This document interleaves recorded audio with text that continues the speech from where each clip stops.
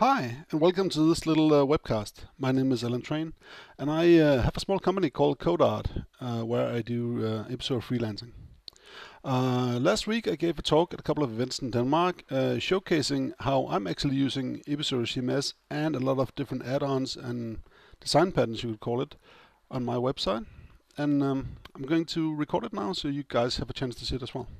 This is the last half of October of 2018. So, first of all, a little bit about me. I've worked at Episerver, the company, for more than 10 years. I've been doing research development, prototyping, training developers, helped start up Episerver USA, worked in the Episerver product management, and a bunch of other things. This September, I decided to stop at Episerver and start freelancing instead. So that's what I did. I founded CodeArt as my company, and I develop Episerver solutions, add-ons, and integrations. I also really enjoy being out with clients, going through ideas of what could be done, sharing vision workshops, and doing some rapid prototyping of ideas. I do tech blogging on CodeArt.dk as well. So, let's call my talk here Add-ons in Real Life. And I'm looking at my own situation working at CodeArt. Now, the main purpose of my site CodeArt is basically to have a tech blog, and of course to showcase my skills and my specialties to my customers or potential clients. So there's a bunch of challenges using it as a blogging platform, and I've adapted and you could say pimped my way out of that with tweaking Episerver to do exactly what I want. Let's just jump right in and do a demo here.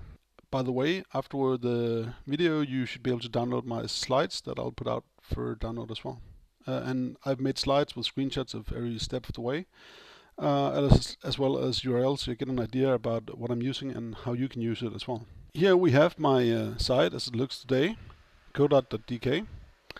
And basically you'll see that there's a blogging section. And then in there we have navigation between the blocks and so on. If I go into the backend here, you'll see that I structured my blocks in a way that makes sense to me, which is I've put them in a structure with the block here being the root. Then there's an RSS feed for the blocks, and then they are ordered by year and month. And below that we have the actual blog posts, as well as work in progress blog posts.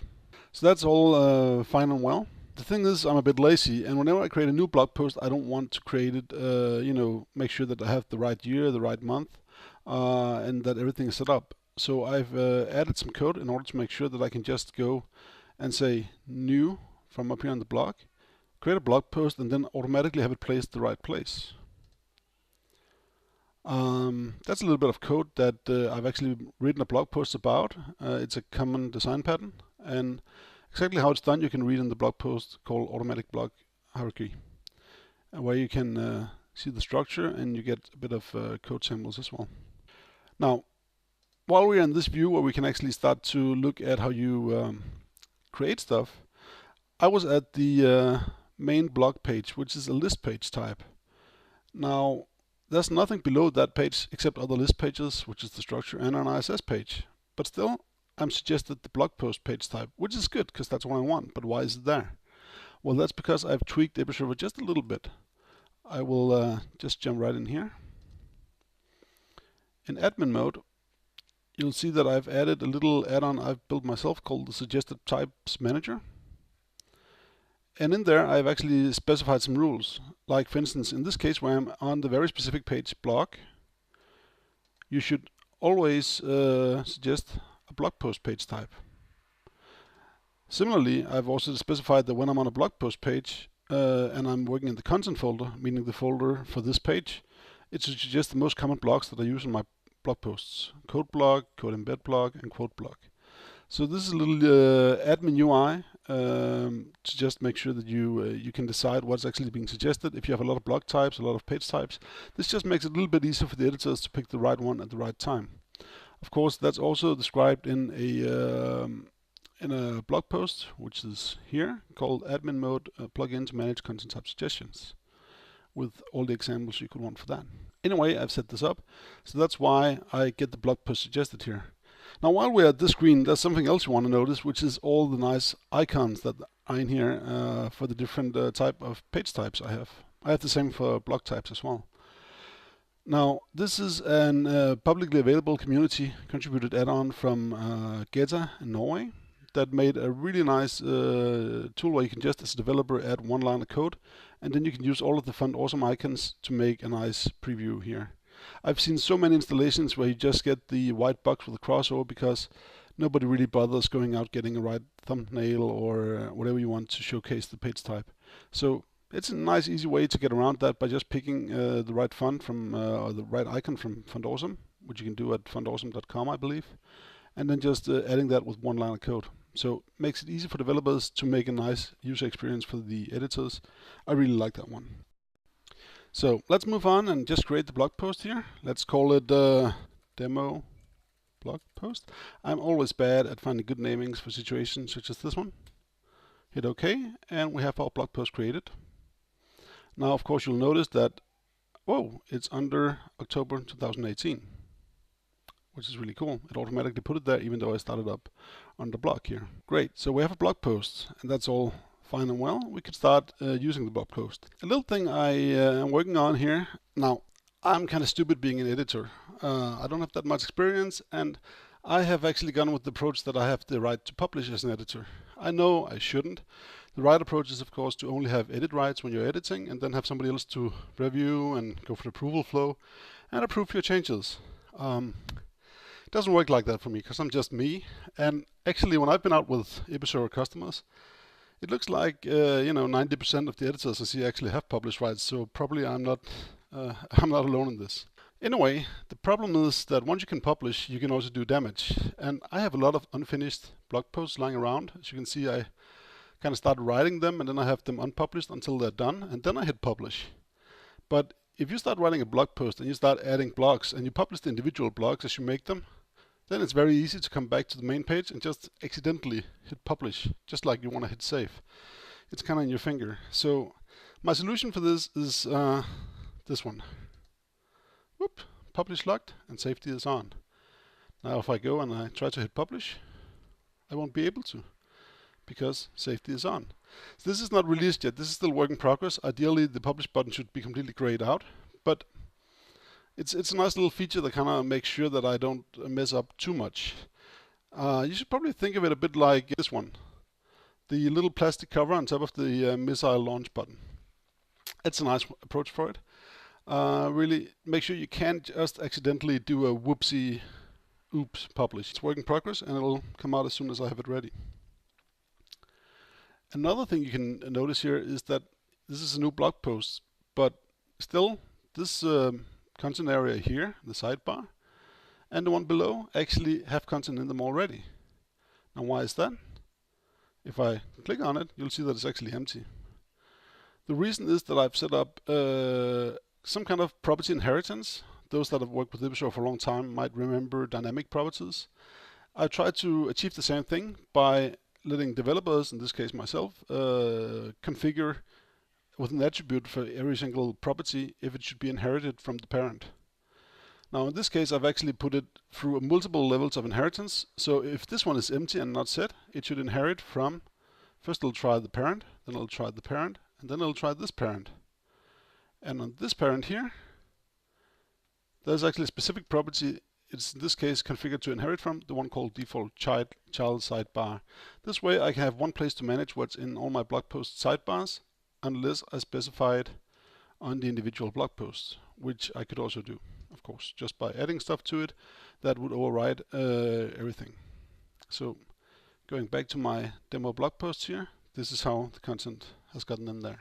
One more thing to notice here is how I tag my content. You can see I have a bunch of available topics here.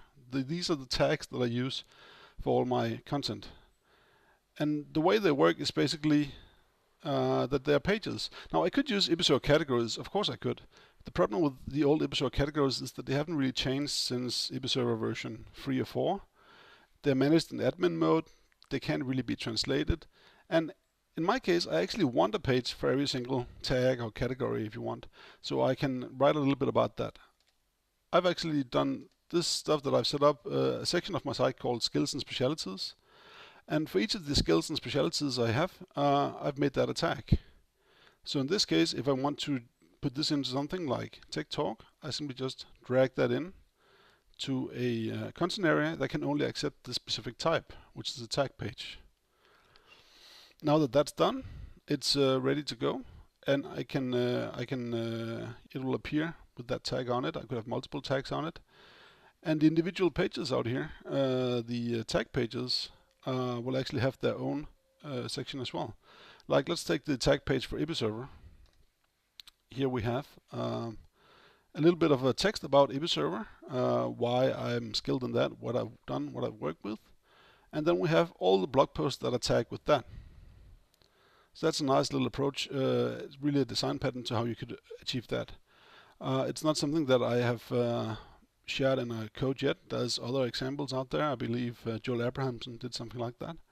But I'll definitely share the code for how this is achieved as well. Great. So let's once again just move back here to our demo blog post. The next thing that I really want to talk about here is the images. You can see that this is also picked the default image because the image is not set. But we could actually just go in here and use the image picker dialog. And look at that, it's actually changed. It's not the classical image picker dialog that you might recognize, which is basically just the tree structure. Greg from Episerver Poland has been kind enough to make a special version of it, and he shared it on his blog with code that can just be reused. The cool thing here is, first of all, we can search for everything. We have infinite scrolling in case you have a lot of pictures. I could go and navigate some of my many pictures. But we actually also have upload capability. So in this case, I could go right ahead and just drag from my desktop an image up here, and it'll be uploaded. It's that simple. So in this case, I upload a picture of my dog, Leica, and I can just say OK, and it's used there. So in the dialog, I now get exactly the same functionality as I do out here in the media picker, where I could go and look at the same images and pick them up. I think that's pretty cool that you can kind of work with it that way. But what if I don't think that my otherwise beautiful dog would be a nice fit for this blog post here? Well, it's quite easy. I could go and find another image. I already have some images in my storage here, and I could search for them, of course. But I could perhaps also start looking at other things. For instance, I could go and look at stock photos.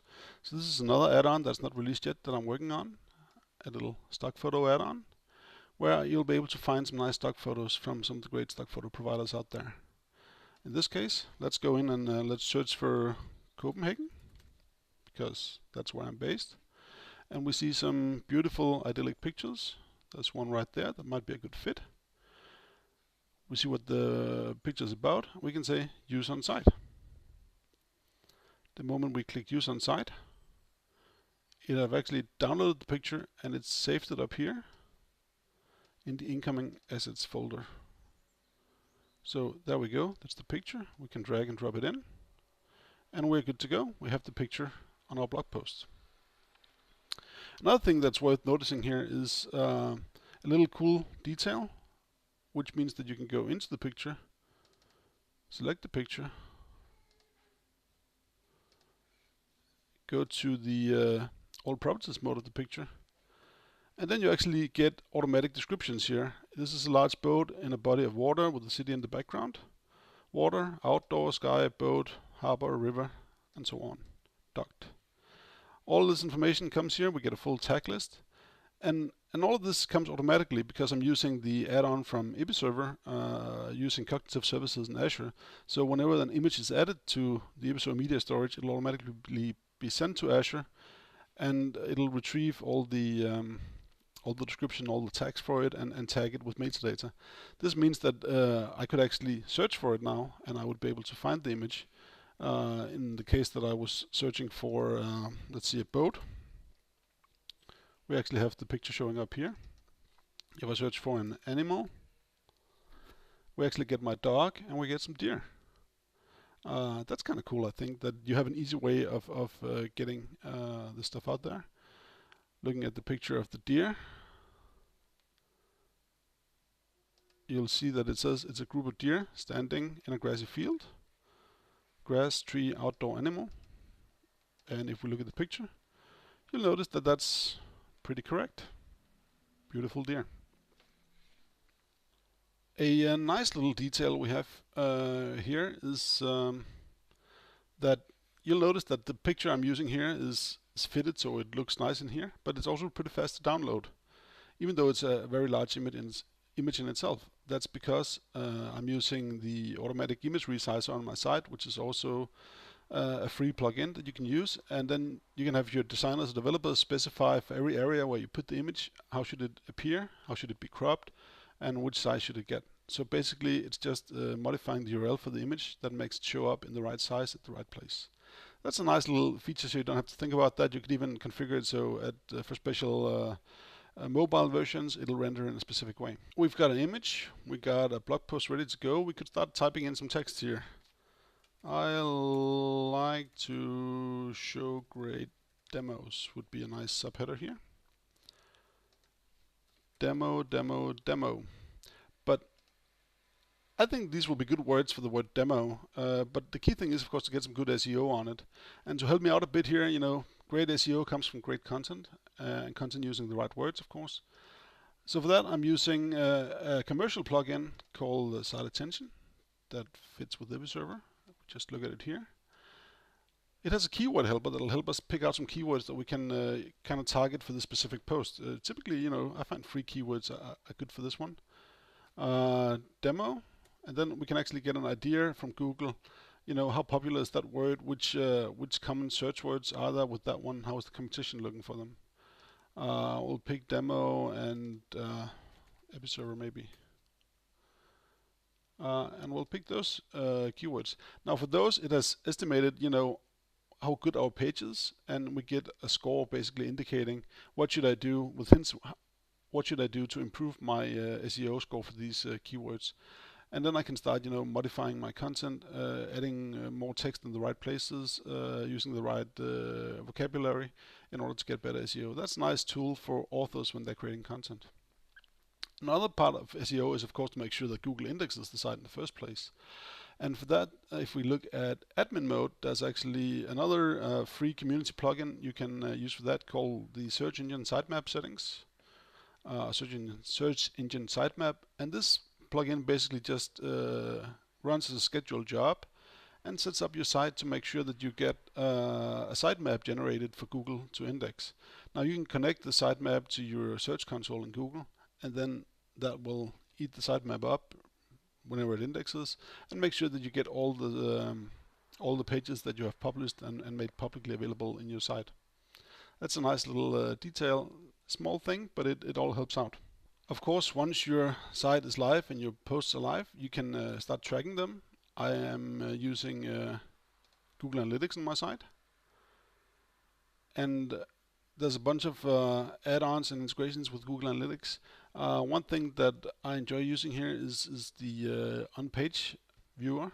If we go into a specific page, it could be one of the blog posts that I've already published. Let's have a look here. Let's take this one.